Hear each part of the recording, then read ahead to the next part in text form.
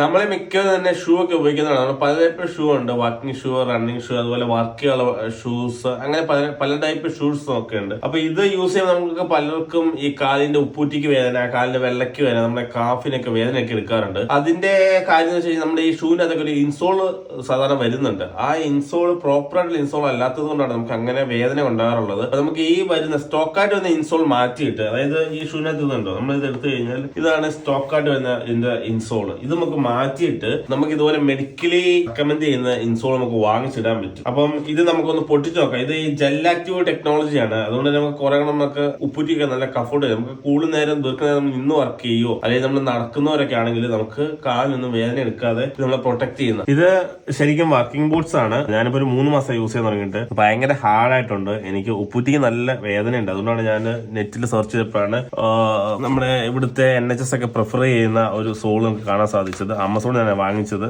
ഇത് പൊട്ടിച്ചു നോക്കാം നമുക്കിത്.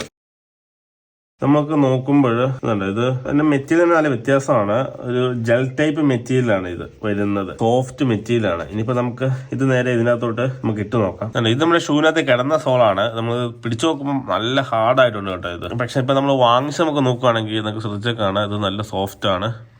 അതായത് എനിക്ക് തോന്നുന്നു ഞാൻ പുതിയത് വാങ്ങിച്ചാണ്, പക്ഷെ ഇത് കുറച്ചാൾ ഉപയോഗിച്ച് കഴിഞ്ഞാലും ഈ സോഫ്റ്റ്നെസ് തന്നെ നിലനിൽക്കും എന്നാണ് ഇത് ഈ മെറ്റീരിയൽ കണ്ടിട്ട് എനിക്ക് തോന്നുന്നത്. പക്ഷെ ഇതൊക്കെ നമ്മുടെ ഒരു സ്പോഞ്ച് ടൈപ്പ്, അങ്ങനത്തെ ഒരു റബ്ബർ സ്പോഞ്ച് മിക്സ് ചെയ്ത ഒരു ടൈപ്പ് മെറ്റീരിയലാണ്. അതുകൊണ്ട് തന്നെ നമ്മൾ കൂടുതൽ ഉപയോഗിക്കുമ്പോൾ ഇത് ഹാർഡായി പോകുന്നത് അതുകൊണ്ടാണെന്ന് എനിക്ക് തോന്നുന്നു. അപ്പൊ നമുക്കിത് ഇട്ട് നോക്കാം.